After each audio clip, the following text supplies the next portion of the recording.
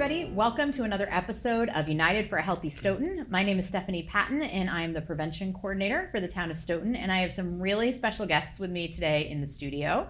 I'm going to let them introduce themselves. They are our youth leaders for one of our prevention grants. And so we're going to start down here with B, actually, and go right down the line. Hello. My name is B. I'm heading into my senior year. Woo woo! Go Seniors! And fun fact about me is that I went to Italy this summer. Awesome. It's really great. B, can you tell us where you're in school? Oh, I go to Avon Middle High School. Excellent. Thank you. Thank you. Hello, I'm Maddie. I'm gonna be a junior, also go to Avon Middle High. And fun fact about myself is I'm trying to learn how to play the piano. Hello, I'm Stephanie, also a junior at the Avon Middle High School. And a fun fact about me is that I like painting. Great. My name is Onyeka. I am a junior going into my junior year at Ursuline Academy in Dedham. And a fun fact about me is I enjoy camping with my family. Great. Thanks, everybody. So I'm going to tell the audience just for a minute a little bit about the grant that you guys all work on. So one of the projects that we have in our prevention department is a grant. We refer to it as Mass Call 3, which is, it's actually an acronym for the Massachusetts Collaborative on, I'm going to get it wrong, Action, Learning, and Leading, I believe. The grant is something that we were awarded a number of years ago for the town of Stoughton. It's actually a really interesting grant. It's a collaborative grant where the community that has the grant works with 3 other communities in neighboring towns, so which is why you heard some of our students talk about coming from Avon. We also work with the towns of Norwood and Easton. And the goal of the grant is for the communities to work together to think about what are some of the common concerns and issues when it comes to substance misuse and adolescence, so high school and middle school students, and what are some of the ways that we might be able to work together across all 4 communities to do some problem solving and to implement some strategies that would have some good impact. One of the things that I really love about this grant, there are a lot of things that I like about this grant. One thing that's really exciting is that each of those 4 communities, Easton, Avon, Norwood, and Stoughton, are really unique in a lot of ways and also have a lot of similarities. And so we each have our own prevention coalitions, and we all have a lot of work going on. All 4 communities have prevention coordinators. What this grant allows us to do is to really come together and think about sort of what would be the icing on the cake, what would be a way for us to enhance all of our work together, what are some things that we can do that really would be better across all 4 communities as opposed to just maybe individually, and it provides us with some resources to do that. One of the other things that's really exciting is it has enabled us to have some young people working with us on the grant so that we really can think about both how we understand the challenges and how we think about solutions and how we implement things. And so we're super excited. This is sort of, we just finished our first year of, you guys were all kind of in our pilot class of youth leaders. And so all of these folks are going into their second year with us, which we're super excited about. So we wanted to spend the next little bit of our time together really hearing from them and having them tell you about what gets them fired up about being involved with prevention and some of their own things that they've learned and what's been exciting about this project. So why don't we start with that? We're going to start with sort of what made you choose to reach out and apply for this position with all of us. And we can go in any particular order as somebody wants to start. All right, okay. Stephanie, yay. So I'm already involved in my school's like clubs and stuff that have to do with like prevention for substance misuse and stuff like that. So I just felt like it was like a bigger opportunity for me to like further like my leadership, and I'll have opportunities to do even greater things, and that's what mainly interested me. And also like collaborating with other nearby towns and stuff like that interested me as well. Excellent, thank you. For me, I've like been in ACEs for like ever since like pretty much middle school. So B, do you want to say what ACEs is for the people at home who don't know? Yeah. So like ACEs and SALSA, so like the Avon Coalition for Every Student, and then there's SALSA, which is Students Advocating for Life Without Substance Abuse. And so I've been in SALSA since like high school, and one of the reasons why I chose this job is like to just keep spreading that message of substance misuse, because it's really important right now, considering that so many people right now, you know, it's like an epidemic of sorts, you know, like everyone's doing it, everyone's trying it without like really knowing like the harms of it, or like not paying mind to any of the harms. So Great. that's why. Thank you.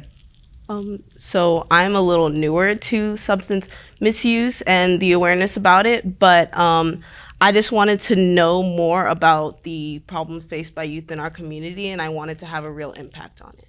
Great. Thank you. Yeah, I'm very like similar to that. Like them, I've been part of ACES for a while, but also like, you know, there's so many people who like tell them that like, oh, the youth don't have a lot of power, they can't make a huge impact because they're so young, they don't have the experience. But like, so this was just like a great opportunity for us to actually like have an impact on our town and like do some really great things for it. Awesome. Great. I love all these answers. This is fantastic. All right. So let's talk about how each of you would define substance misuse prevention, because I think there are lots of ways we can think about what prevention means. And so I would love to hear from each of you, and we can go in a different order this time if you want, what prevention means to you and how you understand it and how you would like to explain it to the folks who are watching this at home. For me, substance misuse prevention means educating, because I feel like a lot of people aren't aware of what they're doing to their bodies, and they just feel like, you know, it makes me feel this way, it helps me with this, and bringing awareness to the harm that they're actually causing to their body. And I feel like another big role that plays is mental health. A lot of people use it as a coping mechanism, and I feel like it's important to educate people that you need to, you know, resolve the underlying problem rather than just using substances to cope. Yeah, I 100% agree. Like, especially with like social media, it's so easy for misinformation to spread. And like the key word of prevention is making sure like no one has to experience it in the first place. So like by giving them like the right information and tools to make like the good choice of staying away from substances is like the main goal. Yeah, social media is extremely important. Everyone's, you know, on TikTok and like Instagram. And so by like even just like starting small as like just every day, like just doing like a post, it could like, you know, save lives and stuff. And especially like, you know, like in schools with like guidance counselors, you can see like on their boards, like, you know, like resources. And it's always really important to like put those resources and to also like just talk about it. Even amongst parents, like I think that 100% that parents should be, you know, be like have a more active role in like educating their child on substance misuse, because it's really important and it's for their health. Right. Yeah, just the education about all the consequences and what's really going on, as well as when educating, it's important to kind of relate to specifically who it is. So it's really nice that we're able to do this and talk to youth in our community, and with like social media and everything, just getting to people that way and maybe not people that they can relate to. Great. Yeah. I think one of the things that's really exciting too about this project is because all 4 communities work from a coalition model, which really is about bringing people who have different experiences and different sort of jobs and different roles in the community together to problem solve. Because I think as you all were talking, and you were talking about different aspects of substance misuse and some of the challenges, right? Sometimes young people see it as a coping mechanism because they have really other significant things going on. Sometimes people think everybody else is doing it, so there's peer pressure.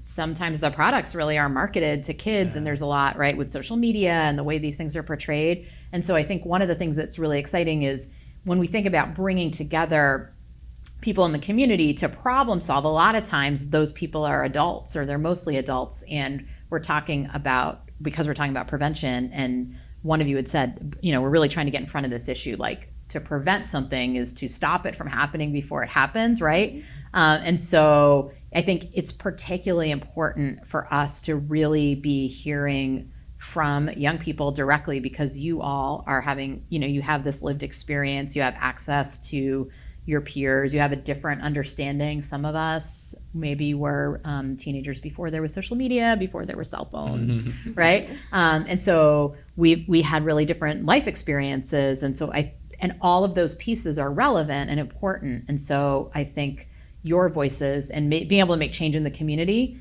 is equally important to anybody else who's at the table. And so this is really exciting to be able to really elevate the youth voice. And you guys are articulating that so beautifully today. So awesome. Thank you for being here. Yeah.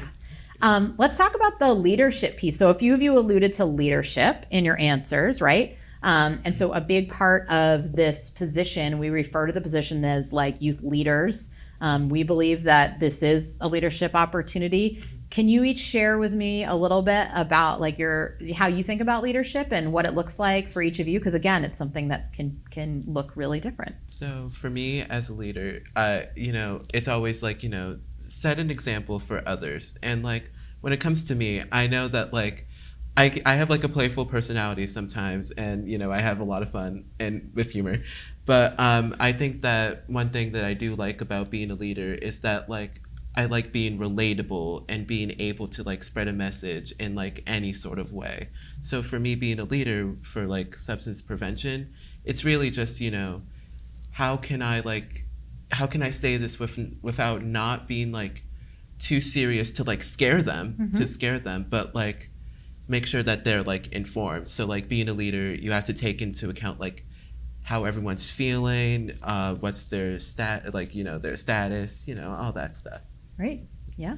I feel like I agree with B in the sense where we ought to like set an example. And I feel like another important part of leadership is hearing the members of your community. And like, I guess being a leader, you have some sort of, I guess you could say like power a little bit. So you really want to hear what your community members are saying and make decisions based off of whatever power you have being a leader, based off of what they're expressing that they need. Mm-hmm. Yeah. Right. I feel like when I was younger, I was always like a really shy kid. So like being a leader sounded like so much scarier than it actually is. Like it's so much pressure. You always have to have all the answers and whatnot. But like as I got older and like experienced what it's like, it's really not about that at all. It's more about just like encouraging other people to share their ideas and to collaborate and whatnot, which really just helped me as a person realize that, stronger in numbers and all of that, and like took the pressure off of myself and made it easier to connect with all of these people. Yeah. Great.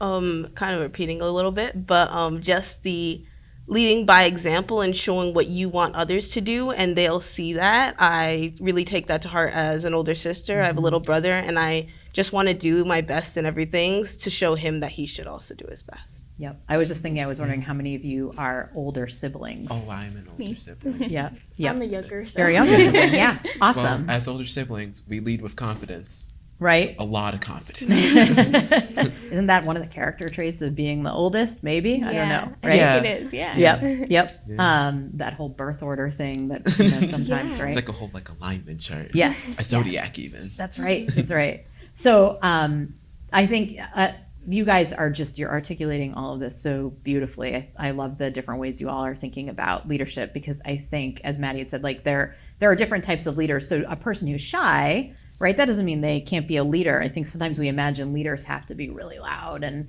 big and in front of the room and directing things. And Stephanie, you were talking too about like how really this is part of hearing the voices of the community. And that's been a really big piece of the work you all have been doing right now. Sort of where we are in this grant is really making sure we're incorporating all of those voices so that we both understand the issue from sort of all angles. It would be like if we sort of picked up a rock and kind of made sure we sort of examined it from every dimension. And then we think about what the science says around prevention, and we put in place things that are relevant for our community members and that we know work and and are friendly and fun. And I think that was a really important piece too that you brought up, around the idea that prevention isn't about scaring people, right? Prevention is really about, and some have used the words like collaboration and leading by example, and it's really about how we do this work in a positive way, and it can be fun, right? It doesn't have to be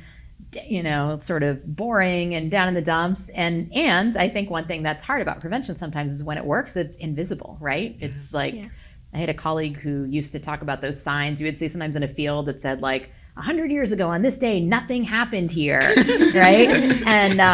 And we would talk about that and say like, well, actually, probably a lot of things happened there, like really positive things, and people were raising their families and they were going about their business, or maybe they were farming the land, and things were going on. Maybe nothing bad happened there, right? But that's not nothing, right? Yeah. And so we sometimes forget that because we're always thinking about like, well, if it's bad, we talk about it, but all of the positive stuff that happens, that's super important, and that's prevention too, and that's leading by example. And and we know, I always like to say this, I'm going to put in my little plug. We know that most young people your age in all of the high schools that we work with are making really healthy choices. And so most of our students and most of your peers are not using alcohol and other drugs, and it's a really significant and important issue. And so we want to make sure we're providing support for students who are. We want to be continuing to do the good prevention work so that there isn't harm coming to students, right, around some of these health issues or other consequences. But I think also to remember and sort of keep our eye on,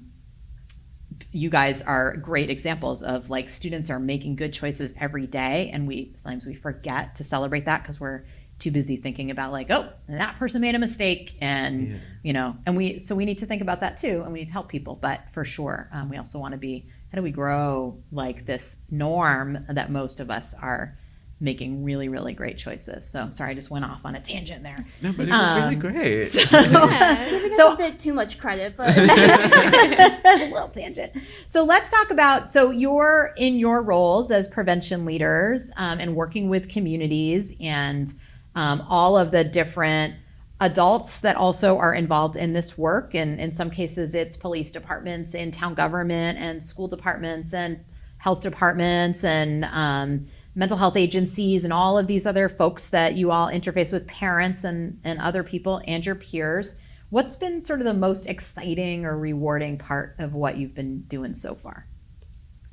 I feel Sorry. No, you can go. I feel like the most rewarding part is that, like I said this kind of like in my answer to the first question, where when we do stuff in our clubs, it's mainly just Avon. But like this, we're working together with other towns, and we get to reach out further. We get to go and talk to parents and we get to reach out to a wider variety of people in our community and other communities. I think that's the most rewarding part. Awesome.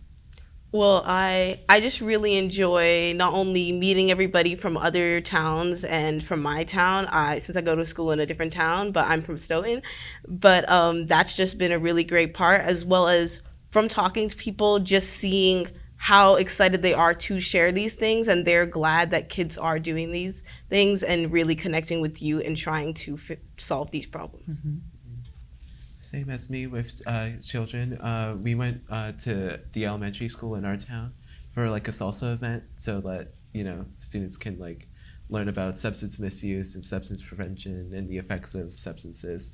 And then after we said our stuff and did our skits and all that, some kids just like walked up to me and said, "Hey, that's the salsa guy with the cool voice," and then they would like smile at me, and then like they'd be like, "Wow, you're so cool," and I'm like, "Oh, that's great." It's so rewarding. Yeah. So rewarding. I 100% agree. Like, I feel like substance abuse is such a serious issue, and like it's so scary at times talking about this stuff. But like seeing like you have an impact on that, and that like people are actually like excited to talk about it with you.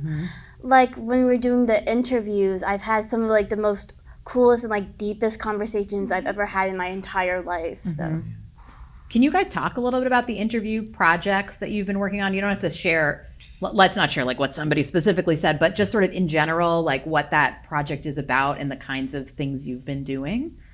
So for one of the interviews that I did over the summer was like interviewing parents about like, about like their children and like how they feel about, substance abuse. And then as well as, just overall their general opinion on it. And, parents have a lot to say about it. We don't really hear a lot from parents, actually.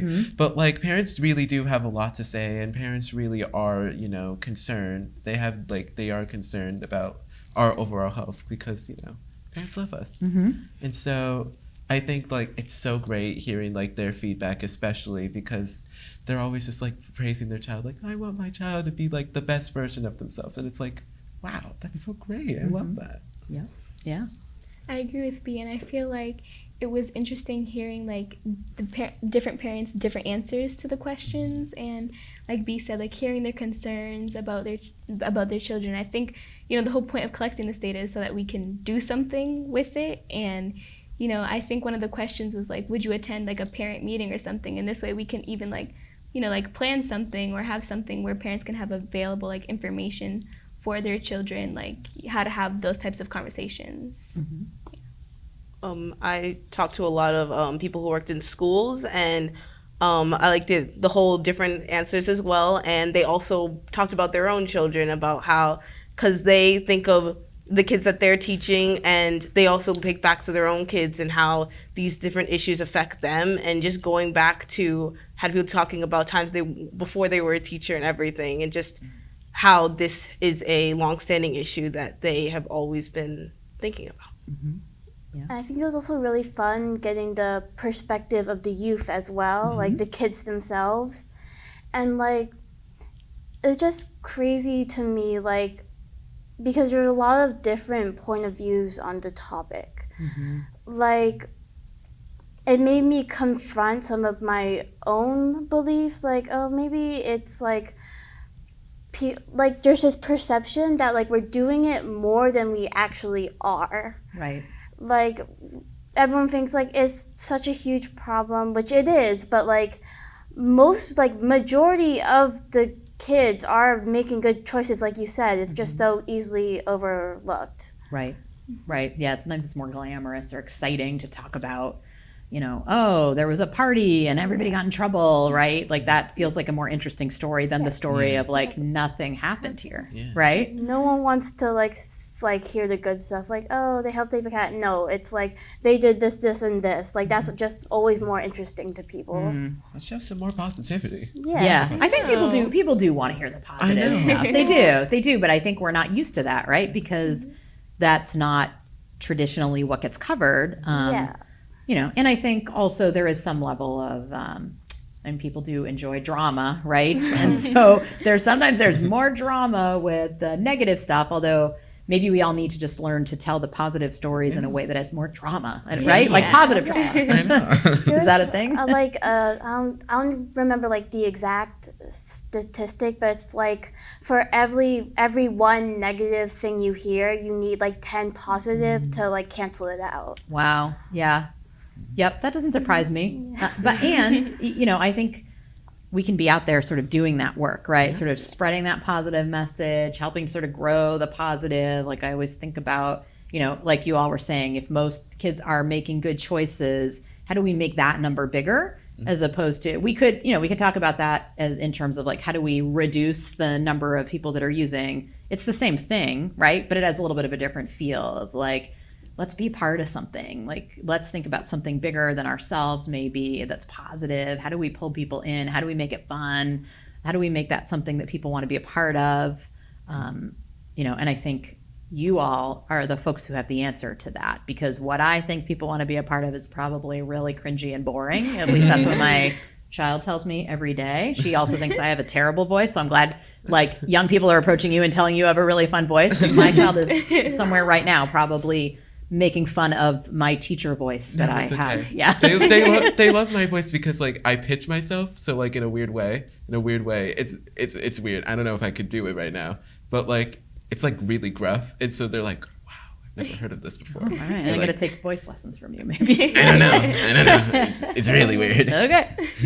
So let's talk about, we're doing great with time. We're winding things down. You guys are awesome. Let's talk about, to wrap things up, would you each sort of share, as you sort of think about this upcoming year doing this kind of work, do you have any goals or things that you really hope to achieve in your prevention work with us this year?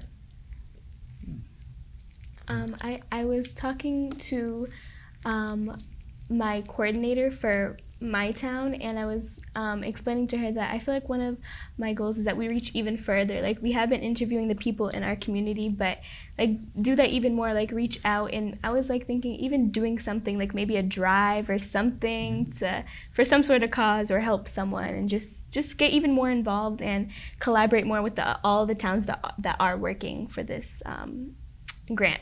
Great. My goal for me is to just keep talking to like children and more parents, especially parents. Yeah. I'm gonna give you a little bit of an inside scoop, but us Avon kids have been like working on like some more events and whatnot. Mm-hmm. Like, we wanted to plan this like kind of like coincide because like a mental health kind of like Family Feud game show kind of thing to spread awareness for it, because like mental health has such a huge impact on substance misuse and whatnot. So we've been really working hard planning for that, and we're really excited to show you like that sometime soon, hopefully in the near future. Awesome. We could do it here. Yeah, that's right. Awesome. cool, that's Nico, what about you?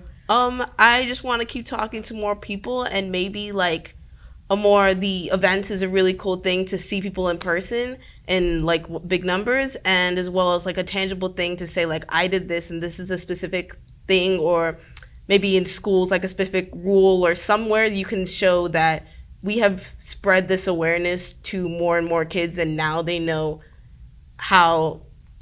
what substances have, the effect that they have on them, and try to spread that message within their own smaller communities. Awesome. I know you guys are going to have a huge impact, not just here with us like in the next year, but beyond and in the world. And I'm so excited that we got to have this conversation today. So a couple of things. One, I definitely want you all to come back, and as we go through the year, like let's keep talking. There are other youth prevention leaders who are also involved with this project, and so not everybody was able to be here today, but hopefully we will get a chance to hear more, both from the four of you, but some of the other folks who are involved. I do want to give a plug to the other 3 coalitions that are involved with this work. And so it's Impact Norwood, Easton Wings of Hope, and Avon Aces, who you've heard a lot about today, as well as the Stoughton Oasis Coalition. And so if folks are looking for more information on any of those coalitions, you can find the information on either their websites, and also on the Stoughton Oasis website, which is stoughtonoasis.org. There is actually I think it's under the About Us, there is a page that says Mass Call 3, which has information and links out to the other